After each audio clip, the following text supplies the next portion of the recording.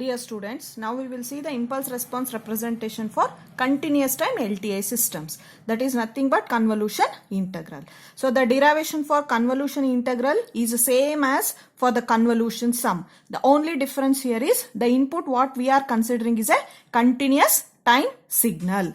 So here the continuous time signal x of t is expressed as weighted superposition of time shifted impulses. See here x of t we have taken a continuous time signal. Here also the same concept. X of t when you multiply by del of t at different positions of t, then we are going to get the x of t back. So in discrete time system we used to do the shifting, and for combining we were using the summation. But here since it is an analog system, we will be using a integration to integrate all the small parts. So that's why representing x of t as a weighted superposition of time shifted impulses, we will be writing it as tau from minus infinity to plus infinity x of tau del of t minus tau d tau. D tau should be written because here tau is the variable of integration. So here the superposition is an integral and the time shifts are given by the continuous variable tau. So I'll call this equation as equation 1, that is representation for x of t. The weights x of tau d tau are derived from the value of the signal x of t at the time at which each impulse occurs.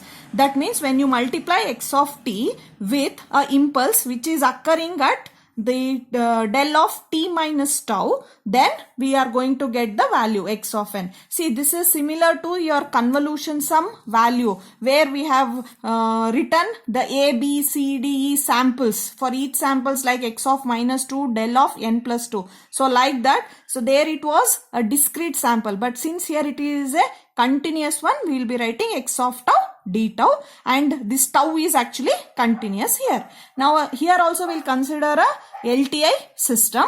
So input to that is del of t. So output is h del of t, that is equal to h of t. Here this is nothing but the impulse response for a continuous time system. So if I apply a time shifted impulse del of t minus tau, again you will be getting a output h into del of t minus tau denoted as h of t minus tau. Now I'll consider LTI system h. The input to the system is x of t, output is y of t. So y of t can be written as h into x of t. We are going to substitute for x of t from equation 1, and again we will be applying the property of linear so that we can take h inside the integral. Then we will apply the property of time invariance where h del of t minus tau can be written as h of t minus tau. So this is the expression for convolution integral.